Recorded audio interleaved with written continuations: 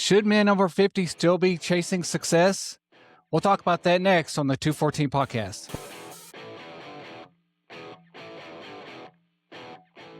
Welcome to the 214 podcast. I'm your host, Rick Carman, and we're back for episode number 9. That's right. We're back for another episode, number 9. We're almost in double digits, folks. Almost in double digits. I'm here in the Pro Talk Media Studios.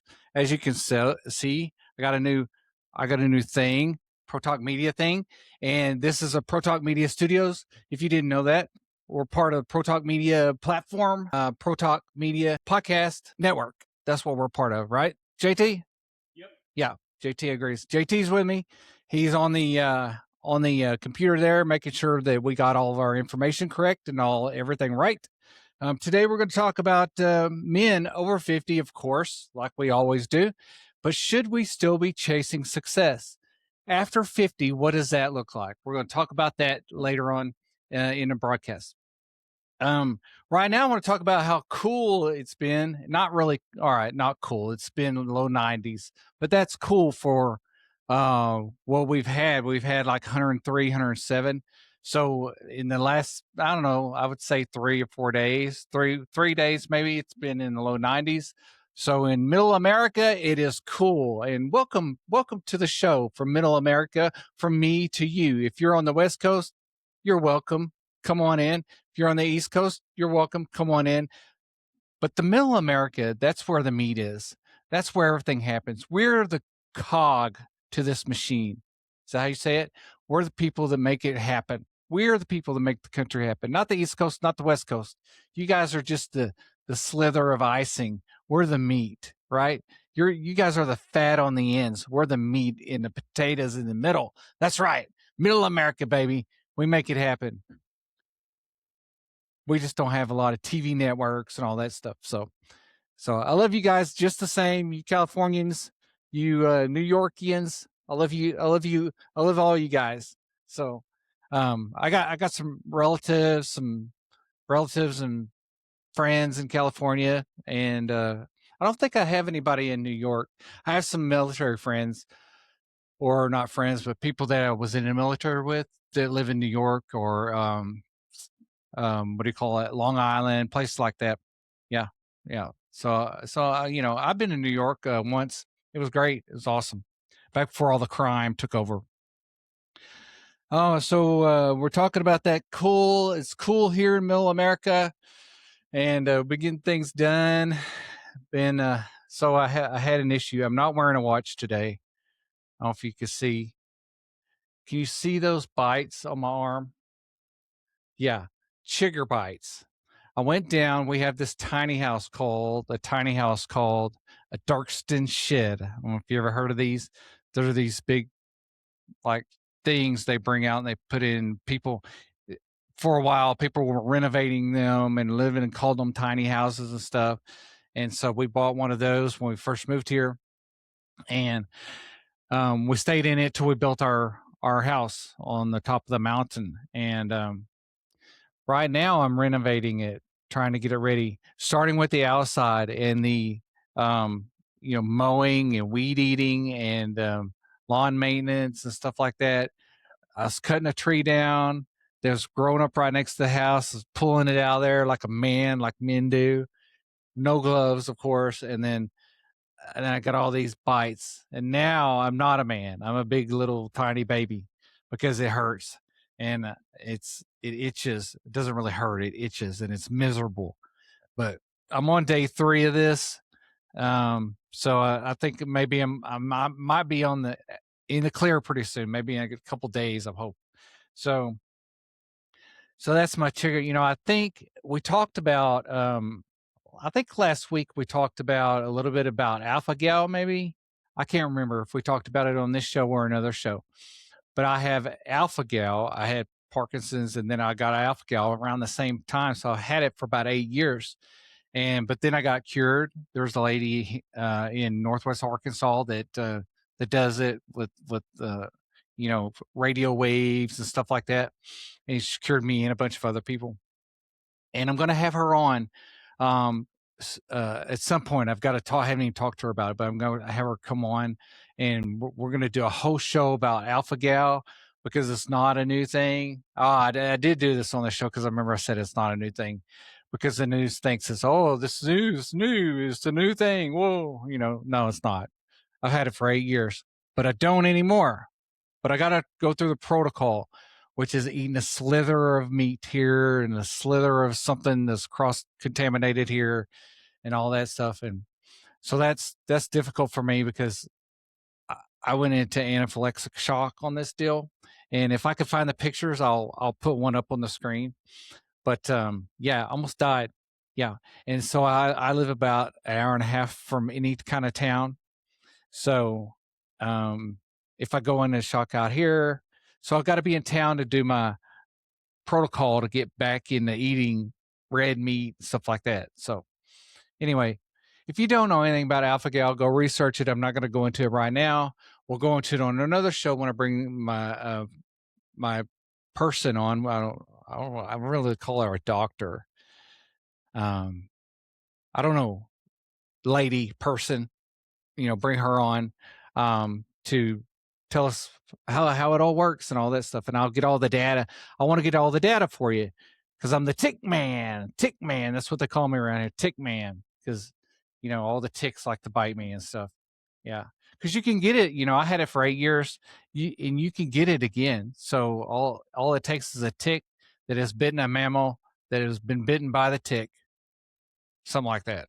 I don't know. We'll find out. So I've been taking the other child to school every day. PC. That's what we call it. PC. We got JT and PC. And I don't know if anybody has 15-year-olds, but do you have trouble with it? Like, he won't. First of all, I can't get him to go to bed, on his own. Like, I have to tell him every night, hey, shower, bed, like a 4-year-old. And I don't know if anybody else has these issues. And then he does this thing because we're doing this Bible app. I'll go in. I'm like, so he'll go take a shower because I'll tell him to, and then I'll say, you need to get ready for bed. And usually it's around 10:30, sometimes 11, and I'll say you need to get ready for bed. So he'll go shower and I'll go in my room and I'm finishing up Bible study, whatever I'm doing. I usually do Bible study before bed. And then I'll go in there and his light's still on and he's hanging out in his room at like 11:30. I'm like, what are you doing? You're supposed to be going to bed. Then he pulls this. Well, I was catching up on my Bible study, catching up on my Bible app. I'm like, right. Okay. Sure thing, buddy. You wait till like 11:30 to do that. Okay. So I don't know if anybody else has that trouble. And then he he won't take it. He takes his lunch because I make him take his lunch. If I didn't make him take his lunch, he wouldn't do it. And also, if I didn't make him change clothes, he would probably wear the same thing to school every day.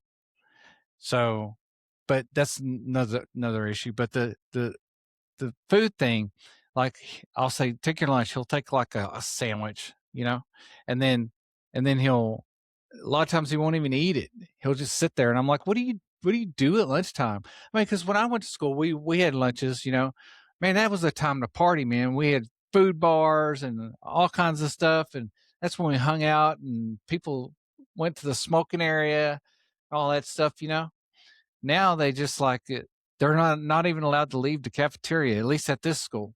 And they sit there and I'm like, what do you do? And he's like, oh, just look at people, watch people eat. I'm like, isn't that odd? Isn't that strange? I mean, why don't you just eat something? Because here's the deal. The kid eats all day long every day. I mean, at home, he's in the kitchen, in the pantry, in the kitchen, in the pantry, in the kitchen, in the pantry. I'm going to have to put one of those, one of those alarm things on the kitchen to where it beeps when he goes in there. And then he'll just open the refrigerator and shut it. Open the refrigerator and shut it. Open the refrigerator and shut it. And just look in there, like making sure that the light's still on or making sure the food's still there. I don't know what he's doing. I don't know. But it's just odd because he doesn't eat at school, but he can't stop eating at home. I don't understand that. And then what I get angry about is he doesn't have an ounce of fat on him. I mean, he's one of those tall kids. He's like 6'3", 15-year-old. So anyway, I don't know if anybody else has that trouble with their teenagers. I do.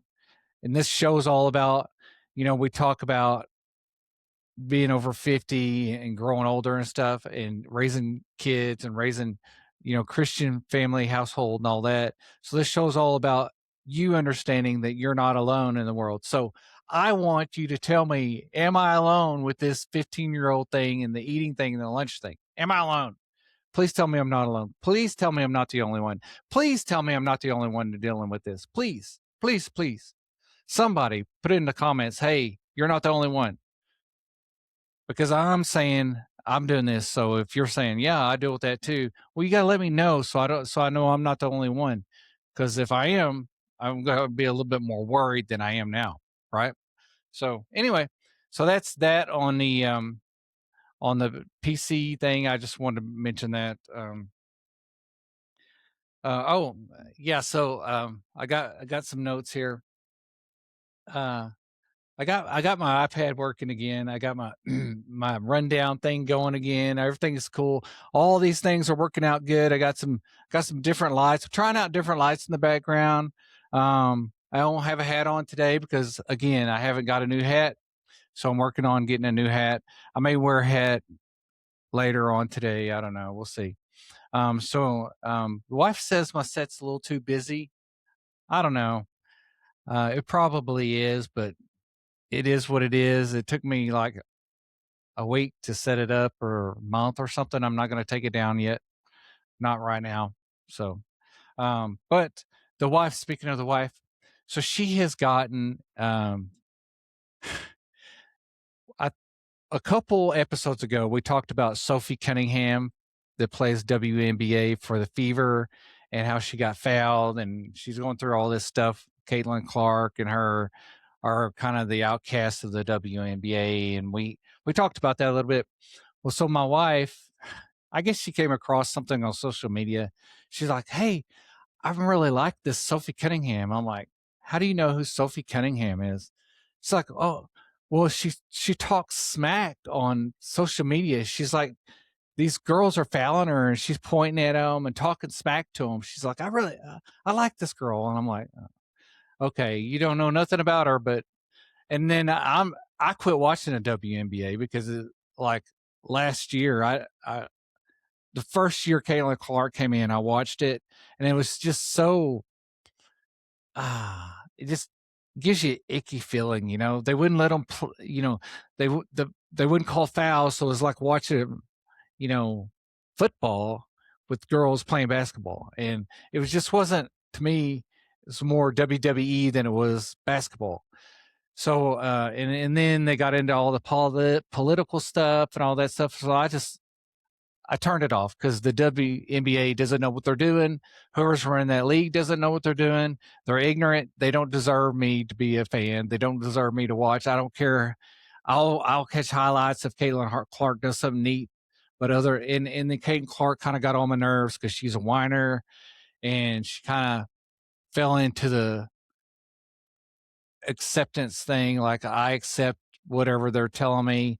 It's in the Bible. It talks a lot about churches and not conforming to the ways of this world because the ways of this world are evil. And the Bible talks a lot about that because I think Paul wrote a bunch of letters to the churches saying, hey, you got to stop doing this. You're not following, what you're supposed to be following. You're making up your own rules. And, God doesn't really like that. He didn't take kindly to that. So Caitlin Clark I think she kind of got tired of fighting everything. And she's like, yeah, I agree. I agree with the, with the transgender thing, blah, blah. And so I was like, I was done with Caitlin Clark, and, dear Lord, sorry about that. And then, so anyway, I stopped watching the thing and, I haven't watched it in about a couple of years, but I have been kind of, you see news stories and I see YouTube videos of people talking about it, doing reaction stuff and all that stuff. So I knew what was going on. So this weekend I pulled up they happened to be playing on TV, and I pulled it up and I said, "Hey, here's your person." She's like, "Well, what's that?" I'm like, "That's Sophie Cunningham." She's like, "Oh, okay, cool." And she didn't even I mean, she wouldn't even watch. I'm like, there she is live in person. She wouldn't even watch it. She's like reading her book, you know. So I was like, whatever. So I turned the channel because I didn't want to give the WNBA my business. Don't want to give them the business. Man, don't get me started. I could do a whole show on sports. This isn't a sports show for, on purpose. I don't want to do a sports show because everybody and their sister is doing a sports show and they all suck. So I told myself I'm not doing a sports show, but I do want to talk sports when it does relate to Christian values, when it has a little bit of political stuff to it, because politics often collides with the church and stuff like that. And we do talk about that stuff, but it's just crazy, I know we focus on being over 50 and health and fitness over 50, and we're going to talk a lot about that today. Today we're talking about, I was going to talk about this Bucky's CEO story, but I think I'll save that for next week because it's just an interesting story about that, and but we need to get moving on. So moving on. So we're talking about men over 50 still chasing success, right? Should we be slowing down, or should we be like, if you're 50 or if you're in your early 50s, like before 55, like 50 to 54,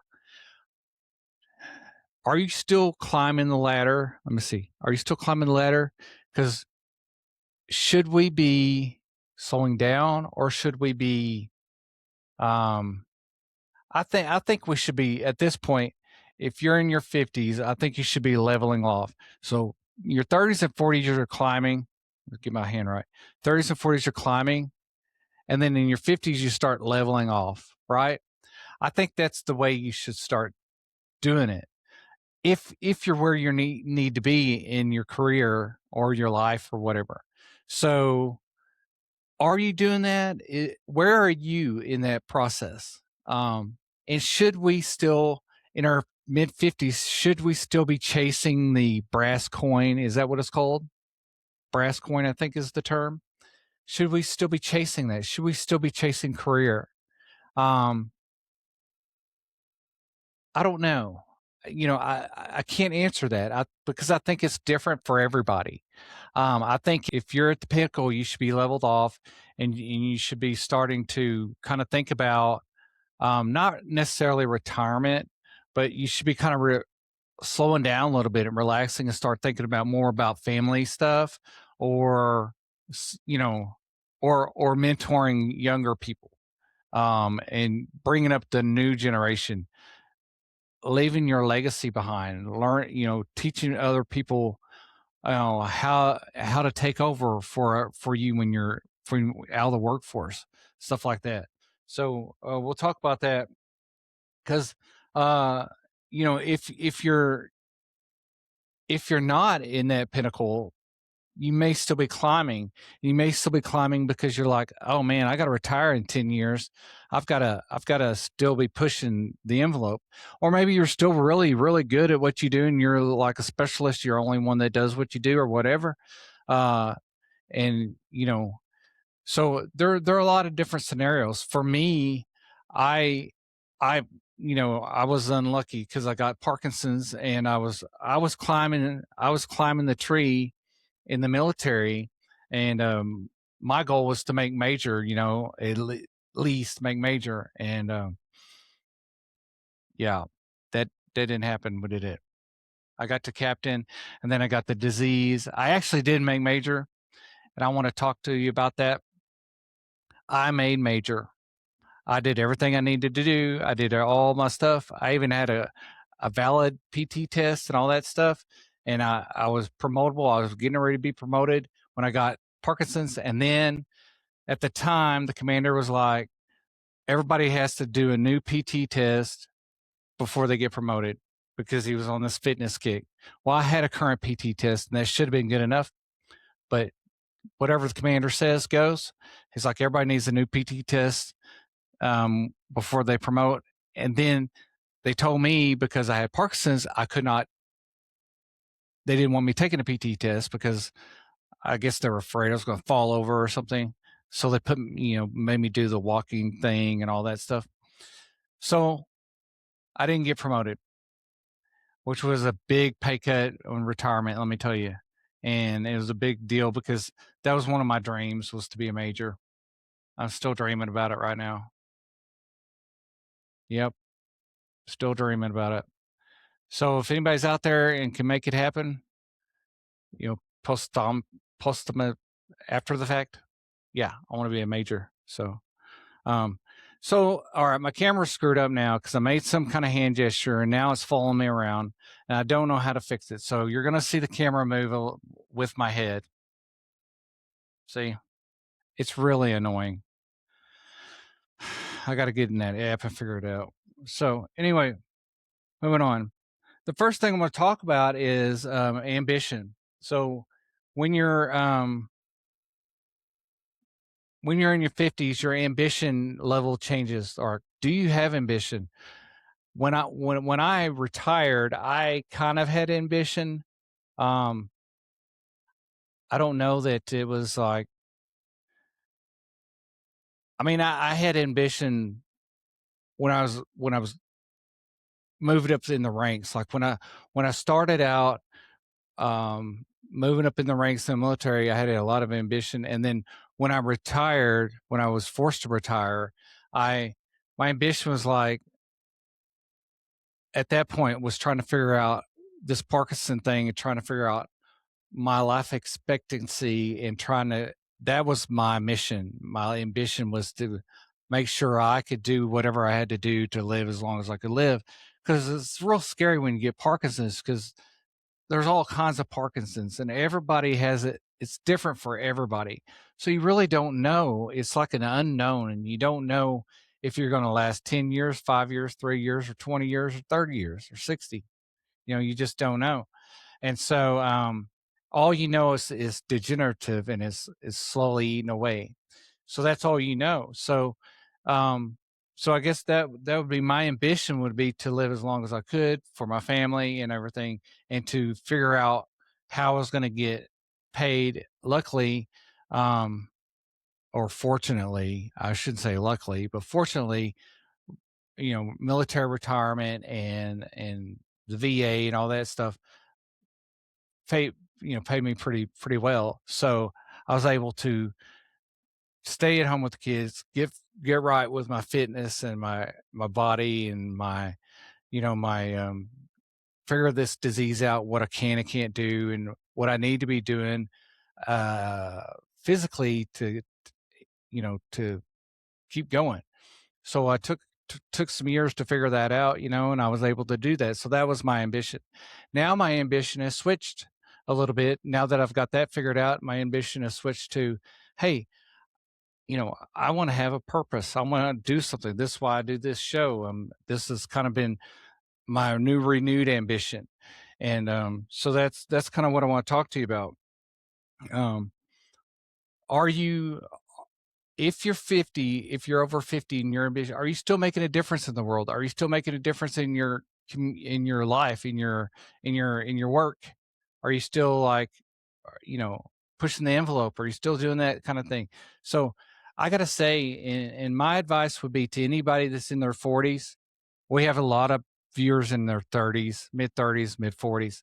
Anybody that's in your 40s and in late 40s, early 50s, saying, man, I'm thinking I'm going to retire, think twice about that, because I think it's important that we stay working as long as we can, as long as it's healthy for us. I mean, if you're in a situation where you're under a lot of stress and you're but early retirement is not what you think it is. So early retirement is not, I mean, if you've got millions of dollars and you're going to live on an island and run a cabana, hey, I'm all for that. But otherwise, early retirement, it's not necessarily a financial thing as much as it is an emotional thing and a health thing, because your mental health, as far as retiring and being out of the workforce, away from people. Like for me, I converse with my family, and I have to really make a special effort to converse with other people outside of my family dynamic, because we live far away from town, which I enjoy. I don't like living in town. I don't like having neighbors, but it does limit me with who I interact with. I interact with teachers most of the time, my kids most of the time, people at the gas station, people at Home Depot. Those are the people I interact with. They're not necessarily peers. Um, church. Church is very valuable with this situation, because you can go to church and you can get a new community of people. Or if you've been going to church when you retired and now you're retired, continue to go to church and be in that group of people, because the people that you worked with are probably going to be acquaintances more than they are friends, because they have lives they're pushing on. As far as they're concerned, you're out of their life and you've moved on to different greener pastures, and they are still in the rat race, so they don't have time for you. And it's okay. It's not their fault. They're not being mean. It's just the way it is. But you have to make sure and you understand that if you hold up in your house and don't do anything and you become stagnant, your health is going to suffer, your mental health is going to suffer, and you're going to get depressed, especially if you've retired with some sort of disease, or if you've retired with minimum funds, stuff like that. If you don't have a lot of money to go out and do stuff, go on trips to Africa and places like that, you're going to get it's going to get hard. It would help if you had money to go to Germany, Africa, um, you know, all these islands and stuff like that, and go on trips all the time. You see these old people that get these RVs and they go and they travel around with their wives and they go on these trips all the time. That's kind of cool. We would like to do that, but we got too many animals. And so maybe when the kids go off to college, we'll do something like that. Probably not an RV thing, but probably you'll travel to different countries and all that. So that's the one thing we're talking about is ambition. We got different types of ambition. You got legacy focused ambition. It says right here, instead of climbing corporate ladders, you're chasing titles. That was me. I was chasing titles. I wasn't necessarily climbing a corporate ladder because our pay was what it was. And you might be like, what they're talking about is the corporate ladder, as far as you're climbing, you're chasing better pay.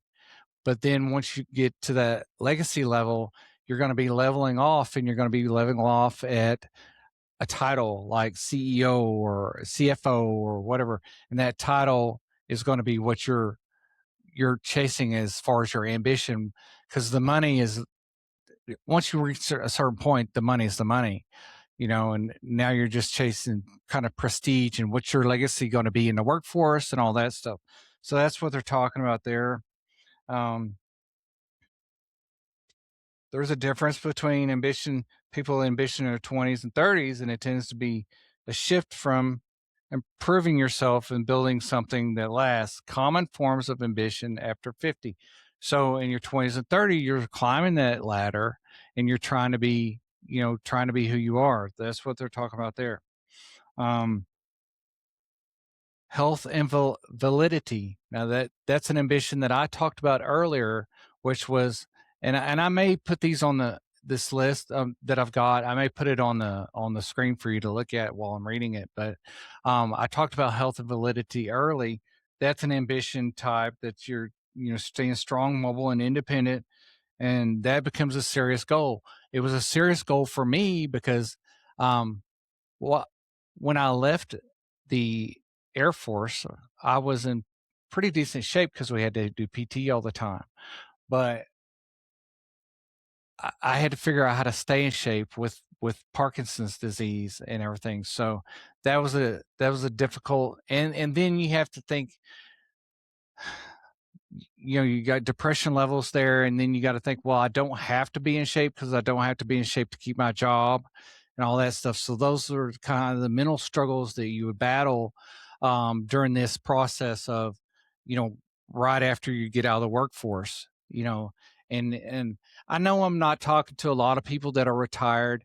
I know I'm talking to a lot of people that are my age, 53, and still pushing it hard. And so you're still going up that ladder, still pushing up hard up that ladder. So, but these are some things to think about. If you're thinking about retiring, you're starting to think about, oh, what's it going to be like when I'm retired? And we talked about that, sometimes I wish that I could have retired like in a community, like a golfing community, because I loved to golf. I haven't golfed in 20 years, but I'm going to start again, and I love it. And so a golfing community, or somewhere where you had people around. And like I said, church is a good place to go where you can have that community, because you have to have that. You need that interaction to keep your mental health good. You you need to focus or talk to people outside your family dynamic in order to just kind of keep yourself well rounded. We want to be well rounded individuals, when we retire and when we get out of the workforce. So that's that. And then men often want more ownership of their time and decisions. So the ambition is called freedom and control ambition, and that that's where you say, okay, I've been in the workforce. I've been climbing this corporate ladder. I've got the title, but now I want I want to. I'm tired of trading my time for money. I want to have time. I want that income that necessarily I don't have to give my time for that income. It's just residual income. So that's another part of ambition. We want control of our time. We want to be able to do what we want, when we want, and how we want. And we want to be able to still make the income that we're making, or at least, a lot of it, part of it, half of it, whatever. Maybe we're willing to give up income for time. And I know a lot of people that are, you know, time is real important, but here's the deal, not too much time, because you can retire and give up everything for time, and then that's all you have is time. And then you get to where what I was talking about, where you get into depression things and stuff like that. So um ambition becomes more selective. Instead of trying to do everything, you double down on fewer things that matter: deeper relationships, stronger faith, mastery in one or two areas, or contributing meaningfully rather than staying busy. So this is where you have your time, but now you're focusing your time on specific things that matter most to you. Say you want to spend time in ministry, or you want to spend time giving back to others, or you want to spend time, hey, like me for right now, I'm my ambition is spending time with my two sons, because they've got 2 or 3 years, depending on which kid, left of high school before they move off and go away. And I don't know, it's scary because I don't know what my life's going to be like without them. And that's something to think about. If you've got kids at home and they're in high school, and they're, I don't know, let's see, I think I had kids late, so a lot of you are probably in your, if you have kids in high school about ready to leave high school, you're probably in your, I would say, late 40s, maybe. Does that sound right? And so if that's happening, even if you're in the workforce, you got to think about, what's that going to look like for me? How's that going to be for me? You may think, oh, I can't wait to get them out of the house. I can't wait to get them out of the house and not feed them all the time. But you know, it may be different. It may be different because your life is going to change. You're going to have people that have been in your life your whole life that aren't going to be there anymore. So that it may be a different kind of deal for you to get used to. And I think it may jump up and bite some people. And I'm worried about it because I'm close to my teenagers. And like I said, they're my support group along with my wife, but she's going to always be here.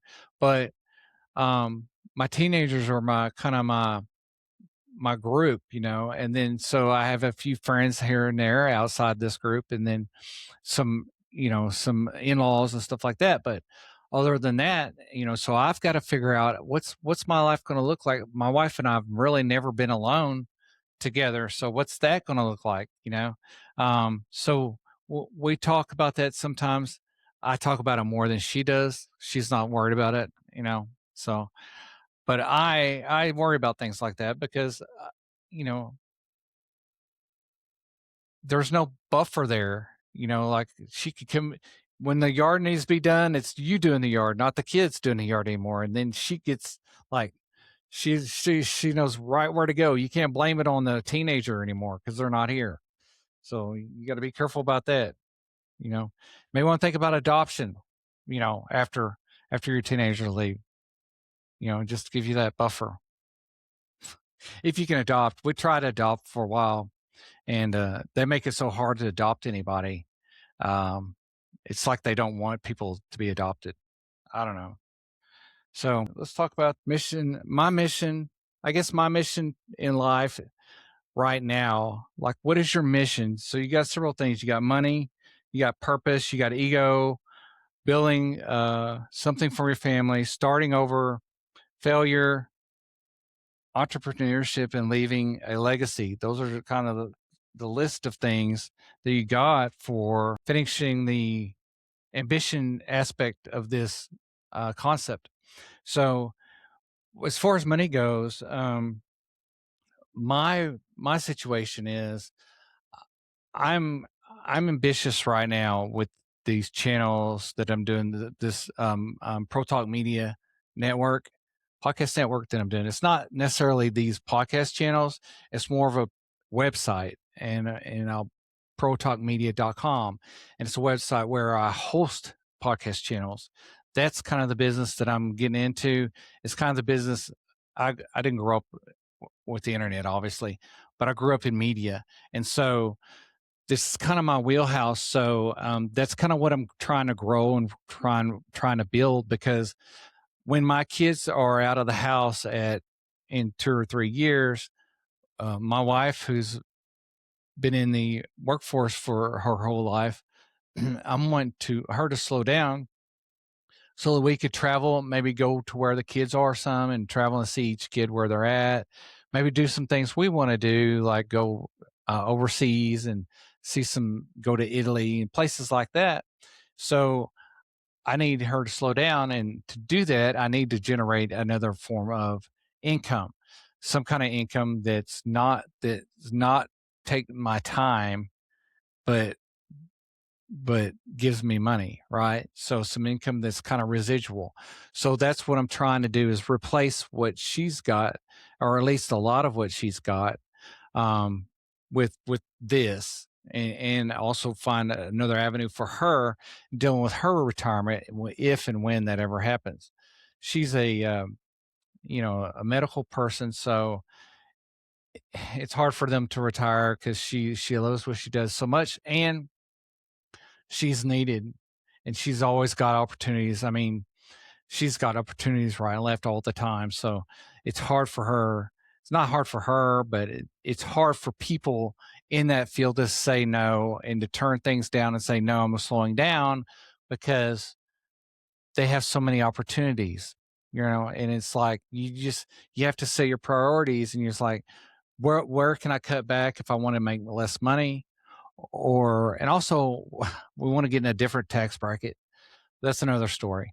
But where can I cut back to make less money so that I can have more time to do what I want to do in life, or to do what I want to do my next 50 years? Say you're in a job that you can't stand, or you're in a career that you don't necessarily, not that you can't stand it, but you just don't like it, or it's not your dream, right? Your dream is to own a cabana on the beach somewhere. Your dream is to own a restaurant or whatever it is. And you're like, man, I just want to retire when the kids are gone and I want to start my dream. One of ours is we want to build, talked about legacy earlier, and we want to build sort of a kind of a nest egg for our kids and with commercial properties, and we start doing that. But it's kind of scary, and I think we'll talk about that here in a little bit with entrepreneurship. We'll get into that. Let's do it right now. We'll talk about starting a business is scary unless you do it like what I'm doing. So what I'm doing isn't that scary because I don't have any employees, just myself, at least not yet. It's just a website. There's nothing tangible. It's just a website with videos like this on it and stuff like that. But we're also wanting to get into, well, investing. And that can be scary when you invest because you're investing your money in companies and things like that you're not 100% guaranteed on. And then if you invest in real estate, then we get to this point where we have to be careful with, is it what you want to do? Real estate is the best thing you can have. The old saying is, the only thing they're not making more of is land. And so real estate is the best thing you can have. Jerusalem is real estate, and God values real estate just like anybody else. So, that's one of the things we thought, hey, that's something we could get and start and get our kids, get properties and stuff like that. We want to do commercial properties because it's less dealing with renters and tenants and stuff like that. Although you have business tenants, but they're generally a little bit easier to deal with. And as far as I know, it's a little bit easier for the property owner to deal with legally if you want to boot people out, stuff like that. So anyway, but the barrier to entry is massive, right? And so even though the reward is massive too. So we're trying to decide, we do want to do that, but when are we going to do it, and to what scale are we going to do it? Because we don't want to get ourselves into another situation where we're tied up. And so that would be a business that we would have to have employees and stuff like that. Eventually, would have to have employees and stuff, people to take care of lawns, and people to take care of the property and property management and stuff like that. Because I'm not going to do it. We'll do it at first, but I'm not going to die doing property management, which I might, but that's not really what I want to do. But those are something that you can take and you can leave for your kids in the future to have. It's tangible, and it's something that you could liquidate if you have to, but it's you hang on to it. It's like a stock, but it's more valuable than that. It's more certain than that. So that's kind of what we're looking at. So purpose. If you're over 50 and you're looking for to figure out, okay, what am I going to do when I retire, or what I'm going to do? Do I need to be climbing a ladder, or do I need to find what my purpose is? I've kind of found my purpose, I think, in this situation with this company and this podcast, not this podcast, but the podcast network and all that stuff. So I think I've found my purpose. It's kind of keeping me going, getting me up every day. So you got to find what your purpose would be, especially if you're retiring, especially if you're going to retire early. I would say, do you want to retire, or do you want to just make a shift to a different situation? Like, do you want to just shift to another? Do you own your own business, or own your own real estate company, or shift to maybe another place where you have more control over your time and all that stuff. So, and then the ego is part of the deal. Some people deal with the ego because we all have it. You have to have it if you're gonna be successful in business, or if you're gonna be successful anywhere. You got to have a little bit of an ego, to make it happen, right? And the thing is, how is that ego gonna be later on when you're trying to quit the workforce, or we're trying to move out of the workforce?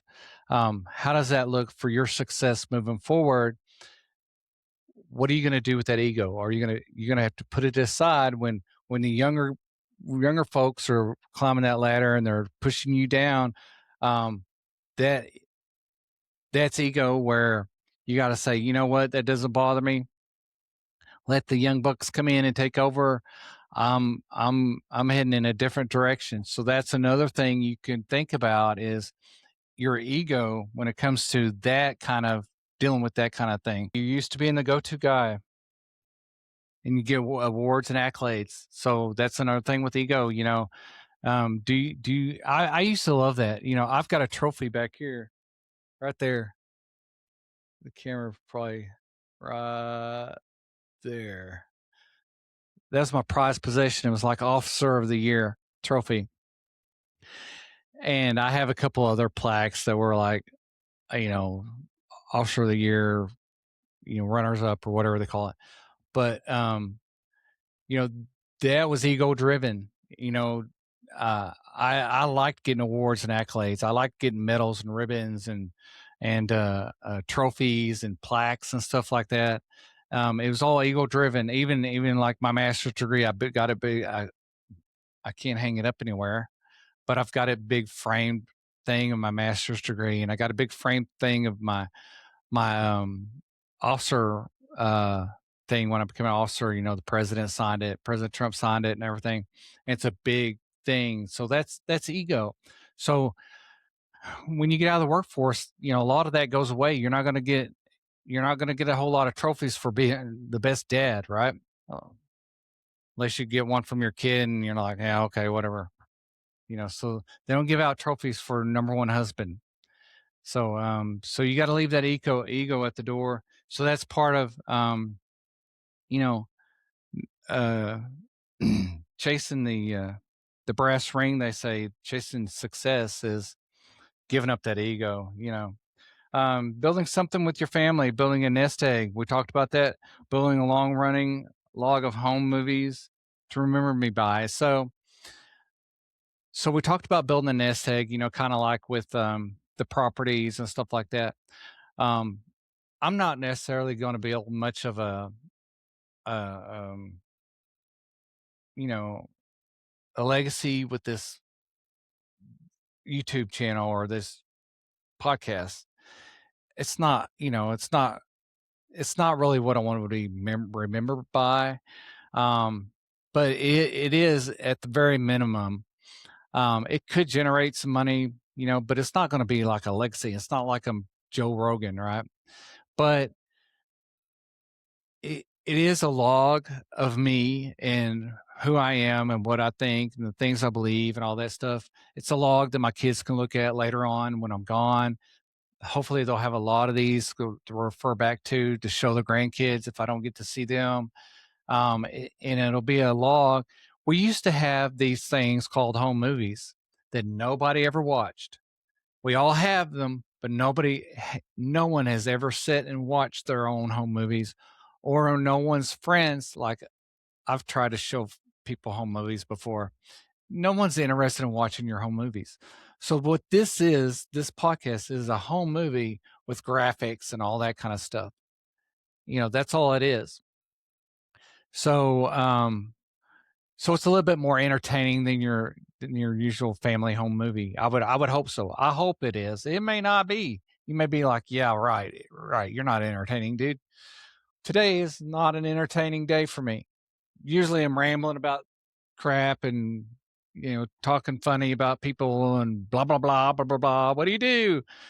Not today. Today we're talking about a subject matter because I wanted to see, the reason I wanted to do this today is because I wanted to see what kind of format you guys dig the best. Do you want me to be talking about current events and making you laugh and talk about silly stuff, or do you want to talk about men over 50? Because we are generating content here for men over 50 with health and fitness and all that stuff. And that's kind of what the idea was when we just started 214. So we're just trying to. I told you before, this channel is going to be evolving like a TV show, and we're going to be trying different things here and there. It's going to be evolving here, where the look of the show is going to be different. The sound, the way I am is going to be different. The format might be different. Some days I might be reading papers like I am, going down a list. Some days I might put it on the screen for you to see. And some days I might just sit here and talk, so we'll just see how it goes and how it evolves over time. Okay. So that's what we're doing today. So building the nest egg, this isn't necessarily going to be a nest egg for me. I don't think. I mean, it may be, but that'd be kind of pushing it. Right.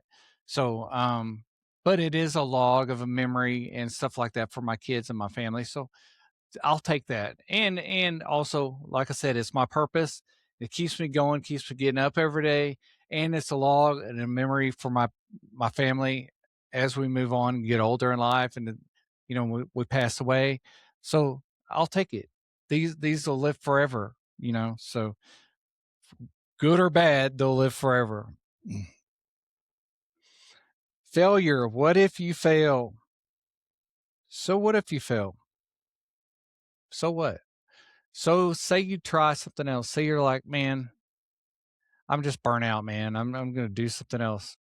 Well, it'd be good to make sure your kids are out of the house. Make sure you're not raising little kids. But failure makes us stronger. Um, people fail all the time. It's about getting back up. I've failed numerous times since I've retired, over and over and over. I've got this property that I'm doing, my property that I'm dealing with. I fail every day. I don't know how to fix anything. It's really pitiful. Somebody like me should be living in an apartment. I got to tell you, because I cannot fix anything. Nothing.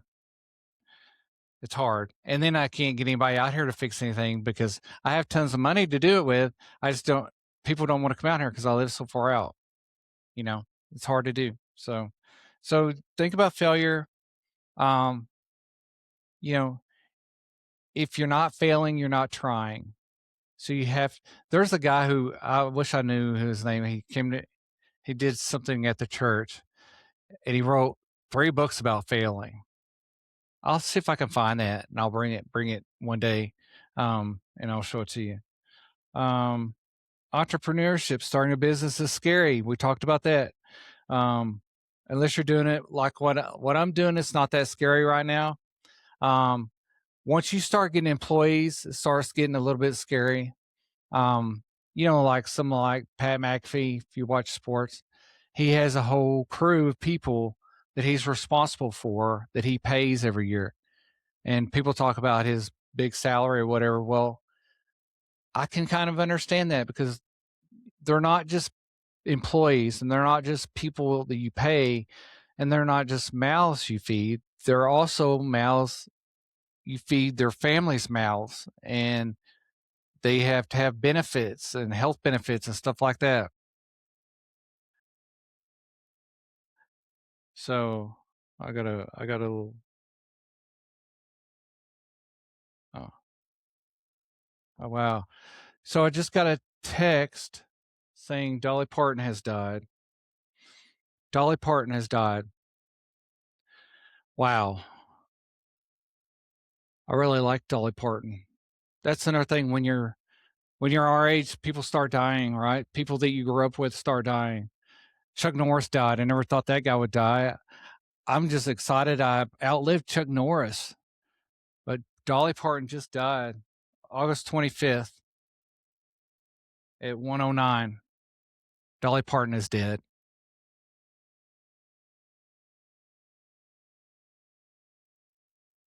As far as I know, she was a good person. I don't know her, but she seemed like a good person.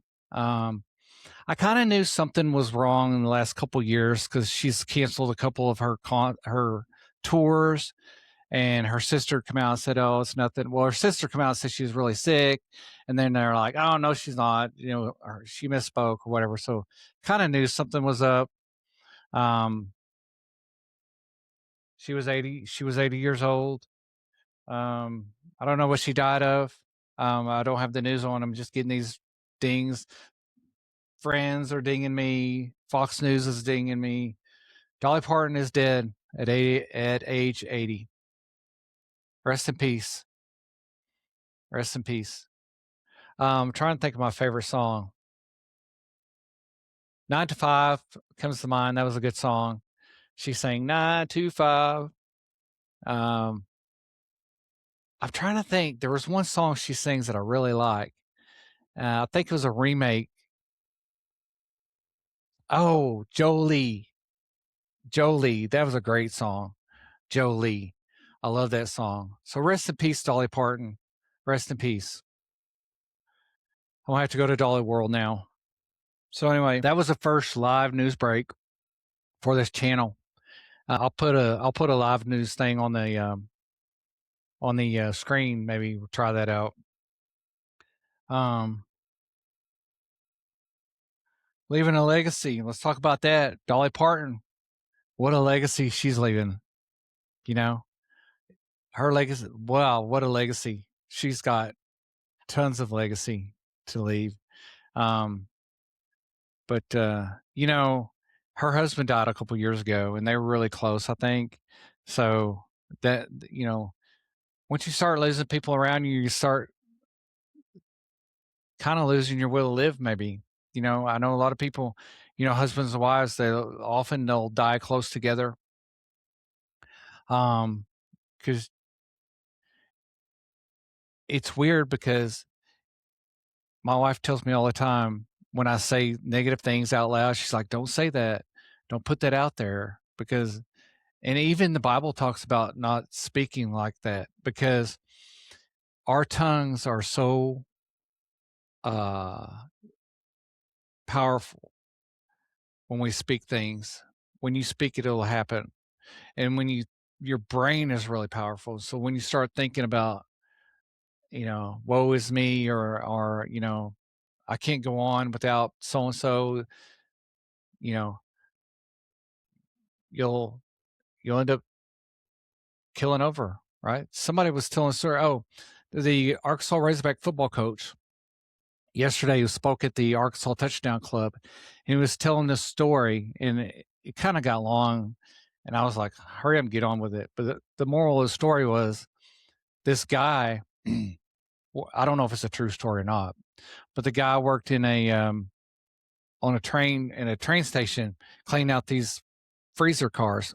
And on a Friday afternoon, he went in this freezer car to clean it out or whatever, and it shut on him and it locked on behind him, and he got stuck in there. And he was like, man, he was worrying about everything and everything. He's like, they're not gonna find me till Monday morning. And he just stressed over it. And he's, he went along, he's like, he's putting like writing letters to his families and stuff like that. And then he was just, a day would go by and he'd be shivering in the corner. He'd get colder and colder and colder. And then Monday morning came along, and sure enough, they opened the thing and found him dead in there in the railroad car, in the freezer car. And it was weird, and he was dead. But what they found out was the freezer car wasn't plugged in. He had froze to death in his mind because there was no freezing. He froze to death in his mind. So that's kind of what people go through when they lose a spouse, especially somebody they've been married to for a long time. And I don't know that happened at Dolly Parton, but I'm just bringing that up because the Dolly Parton thing. So leaving a legacy, she left a legacy for sure. What legacy are you going to be leaving? My legacy, here's the deal. I don't want this to be my legacy. I don't want the military to be my legacy, although it is kind of a family legacy. But I want my legacy to be my love for Jesus Christ. And I've talked about that when I talked about my legacy. I had a legacy show, I think 3 shows ago. I talked about that. I want my legacy to be my love of Jesus Christ. When I die, I want people to say, man, that guy was godly, man. I want people, I want people to know for a fact, man, I know that guy's in heaven. I have a friend of mine, his dad died this year, and there was no doubt I know where he went, right? I know for a fact that guy was, just because I know how he lived his life. He lived his life how Jesus wanted him to live his life.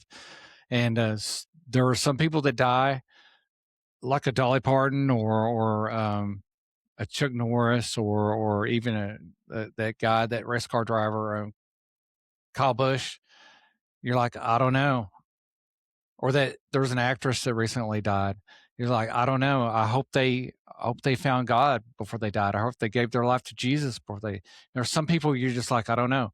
So I want people to know, like, no doubt, like when I go, I want people to say, yeah, he was a golly man. They got a good one, and not to be worried. So that's my goal. That's my goal.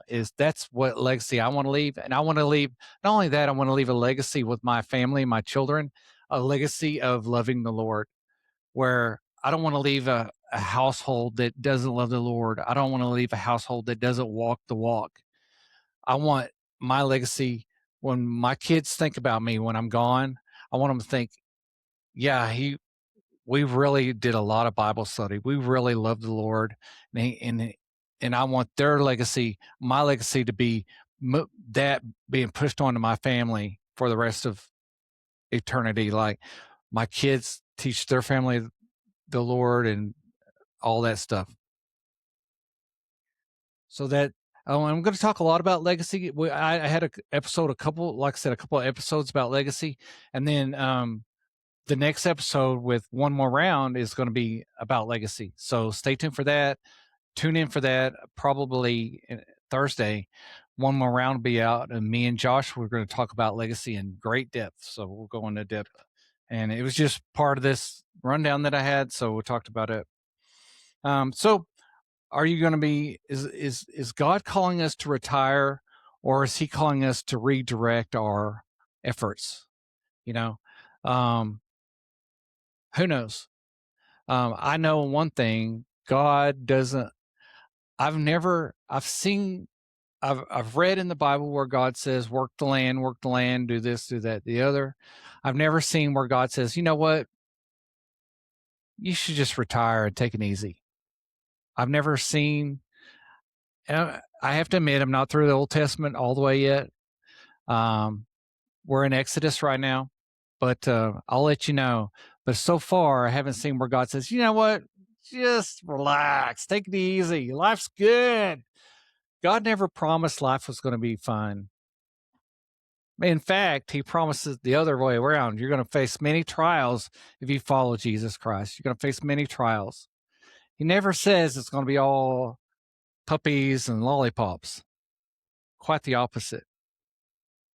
But our reward is going to be after this, right? So that's what we got to know. So if you're out there and you're one of those people, and in that it cracks, I used to do this too. It's like, I'm supposed to be happy. We're supposed to be happy, blah, blah, blah. Not really. Not really. God never said, be happy. He said, multiply and work. So, I think that's why he wanted us to multiply, because that would make us work, because you have to work for a paycheck to take care of all these kids. So, but the happiness was never part of it. Now, he did say something about the land of milk and honey, but not necessarily happiness or fun. So, think about that. Are you being called to retire? Probably not. I don't think God calls people to retire. He may call you to retire from your job and redirect into the ministry. He may call you into ministry, because we are here to, make no mistake, we're here to A, choose God over Satan. B, we're here to disciple other people to choose God over Satan. That's it.